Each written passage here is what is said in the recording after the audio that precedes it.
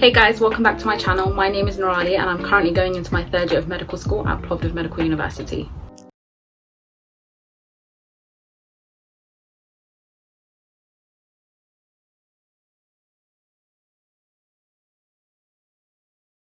In today's video, I'm actually going to be giving an in-depth review on what first year is like at Plovdiv Medical University. So at Plovdiv Medical University, the teaching is very different to how you would be taught at medical school in the UK.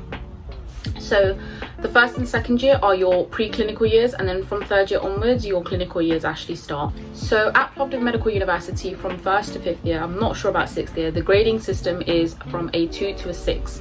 6 being anything above a 90, 5 being anything above an 80, 4 being anything above a 70, and a 3 being anything above a 60. A 2 is classed as a fail. The pass rate for all subjects throughout all years is 60%, so you basically need a 3 to pass the subject. So in today's video, I'm actually going to be talking about the 8 subjects that you will be studying in your first year at Plovdiv. So they are anatomy, cytology, histology, embryology, medical physics, biophysics, Bulgarian, Latin, sports, and chemistry. So the first subject I'm actually going to start with is a subject that is only taken in your first semester at medical school, and that is medical physics. So in medical physics, the subjects that you'll actually learn are things like mechanics, electricity and magnetism, non-ionizing electromagnetic radiation, ionizing radiation, and a whole heap of other stuff. So those are the main points covered in the syllabus. So the exam for this subject is actually in January, so usually around end of January you will have this exam. Now the exam for medical physics consists of 20 marks. 5 of those marks will be coming from 10 MCQ questions and the other 15 will be coming from open answer questions. Now because the exam is out of 20, you need 12 marks to pass the exam. Like I said, the pass rate is 60%. So at the beginning of the semester, you will be given 2 workbooks from the professor, from the department. You will have to pay for those. So there's an MCQ book and a normal class workbook. All the MCQs from the exam will be from that workbook, so make sure you study that wisely. A few tips and tricks for this subject is the professor really likes to see annotated diagrams in his exam paper. When I first sat the exam paper back in January, I failed the first time round because I included no diagrams whatsoever. It was just pure text, and in the resit I kind of learned from my mistake, and the professor does provide you with a booklet of notes at the end of the semester. So I basically just summarized all those notes and made memorable diagrams to explain each point, and I applied that knowledge in the exam and managed to pass the second time round. Another subject that is also taken for one semester is chemistry. Now it depends on what half of the year group you're actually in. Usually anything from groups 19 to 31 will have chemistry in their first semester, and then 32 to 40 in their second semester. So if you sit chemistry in your first semester, the exam will be in January, and if you sit chemistry in second semester, the exam will be in June. So chemistry is basically like a whole recap of A-level chemistry, but not so in depth. At PMU, they are very specific on you knowing certain structures. They're very big on structures at this university, so it will be a lot of memorization techniques that you will need to use. So throughout the semester for chemistry, you will have 3 colloquium. The first one will be on alcohols and phenols, the second one will be on carboxylic acids and ketones, and the third one will be on carbohydrates, amines and amino acids. I do believe you need to pass each colloquium in order to sit the final exam. I'm not sure if they've changed that rule or not, but as far as I know, for the incoming first years for last year, you had to pass all the colloquiums in order to sit the final exam. Some advice is basically go to all her lectures, because she's very content heavy with her structures. She also has a whiteboard during her lectures where she will constantly be doing practice questions with you guys, and she's very interactive that way, so I do recommend that you go to all her lectures in order to grasp all the information that she's giving out.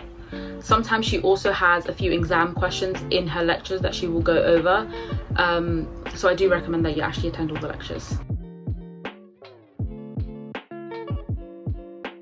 The exam is very straightforward. I believe it's 100 marks and you need 60 to pass. It's basically a combination of all 3 colloquiums into one paper. I would recommend making summarized condensed notes of her lectures, because they will be very beneficial.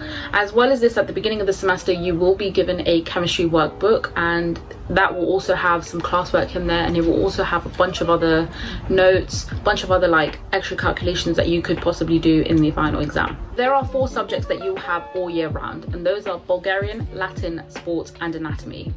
Sports, your group coordinator will basically, during the first week, will be given a date and time as to when you should go for your sports lessons.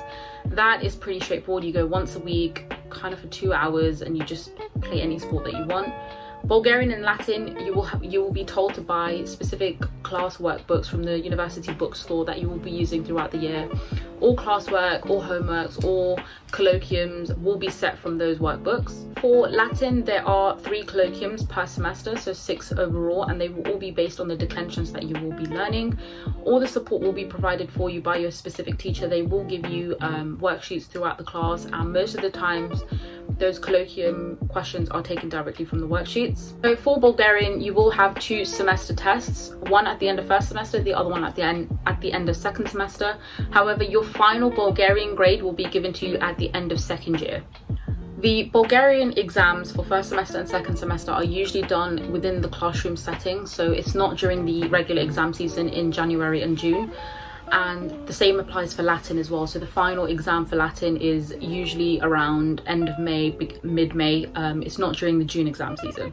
So anatomy is split into 2 topics for first year. The first topic is on the locomotory system, and that is taught in first semester. The second topic, which is taught in second semester, is on the nervous system and sensory organs. So the locomotory system is split into 3 topics. The first one is bones, the second one is the upper arm and the upper leg, and the third one is the forearm and lower leg. Now in your first semester for anatomy, you will have 3 colloquiums.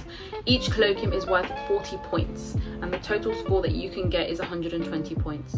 So for anatomy, you will have 2 practical sessions per week and a lecture every other week.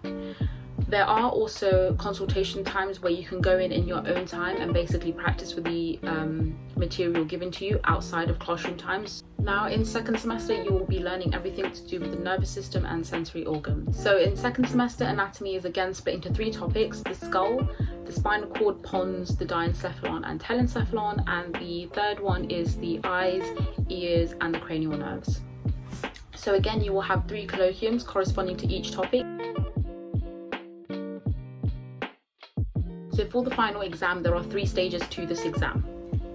The first stage is the practical portion, the second stage is the MCQ portion, and the third stage is the essay portion, and possibly you may have an oral portion after the essay. Now, the complicated thing about this is that you have to pass each stage in order to go on to the next stage.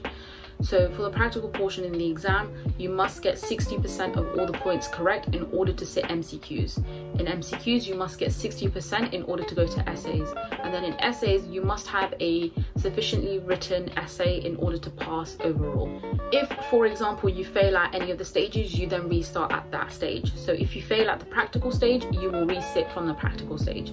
But let's say you pass the practical and go on to MCQs, but you fail at MCQs, you will then only start from the MCQ portion. Same if you fail at the essay stage, you will only have to sit the essay stage. Now, as I mentioned, you will have 3 colloquiums per semester for anatomy, so 6 in total. Per semester, if you can maintain a 90% average, you will be exempt from the practical portion of the final exam as well as the MCQ portion. So you will only have to sit the essay portion for that semester. So for example, for first semester, I had a 90% average, so I only had to sit the essay portion of first semester anatomy. For second semester, I also had a 90%, so I was also exempt from the practical and MCQs and only had to sit the essay portion of the exam. There is also another exemption, which is getting top 15, and if you manage to land yourself in top 15, you are basically exempt from that entire semester. If you can get top 15 for both semesters, for first and second, you will be exempt from the entire final exam and will basically be told to write an essay from home and give an oral presentation to the head of department weeks before the exam. There is also another exemption, which is an 80% exemption. You have to if you can maintain an 80% for both semesters combined, you will be exempt from the practical portion of the exam and will only have to sit the MCQs and the essay. So my advice is work for the anatomy exemption because the final exam can be very long. Just in the essay section, there are 90 essays for both semesters that you you will need to basically memorize, so about 45 for first semester, 45 for the second semester. So I recommend, as you are doing your colloquiums, write the corresponding essays for those colloquiums. So all the essay topics and the syllabus will be available on the university website or in the notice board outside of the department. That way you can also write your essays and not have to worry about it at the end of the year, because you're getting it done throughout the year. Now for second semester, you will gain 2 new subjects in this semester, and the first one is biophysics, the second one is cytology, histology and embryology. Biophysics is taught pretty much the same way medical physics is taught. You'll be given a workbook and an MCQ book at the beginning of the semester, which you will have to purchase from the department. So for biophysics, you will have 1 lecture and 1 practical per week, and in the practical sessions you will basically go through the workbook that you were given at the beginning of the semester, and each lecture will correspond to 1 essay topic. So for the final exam, there are 30 essay topics that you need to know, and each lecture will basically focus on 1 essay topic. So throughout the course you will learn things like thermodynamics, gradients, ion permeability, osmosis, diffusion. Like there's a whole heap of things that you will learn, that you can find all this information on the syllabus too. So for the final exam, the exam is split into 2. The first half is MCQs and the second half is essays. You need to pass the MCQ stage in order to go on to the essay stage, and I think you're given approximately 10 MCQs and you need 60% to pass in order to go to the essays. Now the essay stage is it's a tiny bit complicated. So there is a list of 30 essay topics, and the professor will basically pick a random person to pick 2 essay topics. 1 essay topic will come from 1 to 15, and the second essay topic will come from 16 to 30. So you'll basically have 2 essay topics to write from both halves. You must pass both the essays in order to pass the overall exam. You must get 3 in each essay in order to pass the final exam. If, for example, you manage to score a 5 in 1 essay and a 2 in the second essay, you fail the exam overall. So the last subject is cytology, histology and embryology. This subject is only taught in second semester and is split into 3 topics. First you will learn about cytology, then histology and last embryology. So according to these 3 topics, you will also have the corresponding colloquiums. So the first colloquium is the cytology colloquium, which is worth 60 points. Now those 60 points will be made up from your practical portion and an MCQ portion. The practical portion will have 20 points and the MCQ portion will have 40 points. The second colloquium is on epithelial and connective tissues and is worth 40 points. So 10 points from the practical and 30 points from the MCQ portion. And then the last colloquium that you have is on the blood, muscle and nerve tissue. Again, 10 points for practical and 40 points for the theoretical. So that last colloquium is worth 50 points. So for each colloquium, you're basically given microscopical and electron micrograph preparations, and then it will then be followed up by an MCQ portion. There is a book bundle that you will be told to buy. I recommend buying this book bundle at the beginning of second semester because you will not need it in your first semester. So the book bundle will basically consist of a workbook that you'll be using throughout the class and a small MCQ book. Now for the colloquiums, these MCQs are taken from the book, however the structures of the questions are changed, so they're not word for word copied from the book. Now the exemption for cytology is a tiny bit complicated. So for the first colloquium, the cytology colloquium, if you have a 90% average, so 18 points from the practical and 36 points from the MCQ portion, you are exempt from the cytology section of the final exam. So you don't have to do the practical and the MCQ in the final exam. Let's say, for example, you only have 90% in the cytology colloquium, but no overall exemption. You will only be exempt from the practical and MCQ portion of the cytology exam, but you will have to sit the practical and MCQ portion for the histology and embryology part of the exam. So it is quite complicated working out the exemption for cytology, histology and embryology. If overall, over all 3 colloquiums, you score 90%, so I think the total score of the entire semester is 150 points. If you can score 135 points, you will have exemption from the practical and the MCQ portion for all 3 topics, so from cytology, histology and embryology, and you will only sit for the essay part of the exam and oral part of the exam. So I've had a few people ask me about what happens if you fail an exam in medical school. So fortunately enough, you can resit the July resit period, the September resit period, and then you have something called September liquidation. Some subjects will only be offered in the July resit period, some will only be offered in the September. However, you can get subjects that are offered in both, but I believe you can only sit it in one sitting. So you can either sit it in the July sitting or the September sitting. If you fail an exam during either the July resit period or the September resit period, you have one more chance to pass the exam during liquidation period. Liquidation period is after the September resits, and it's basically your final chance to pass the exam. If you fail the exam during liquidation period, you will then have to carry that exam over into second year. Now, an important thing to remember is at Plovdiv Medical University, if you fail an exam, you can only carry over 2 exams into second year.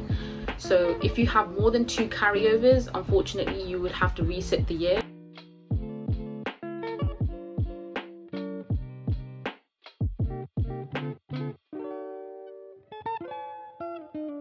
So I will be filming a second year in-depth review if you want to know what second year of medical school like is at PMU. So if you do like this video, please give it a thumbs up and subscribe to my channel. If you have any specific questions, drop a comment down below and I will get back to you as soon as possible, or DM me on my social media platforms. Even if the sun goes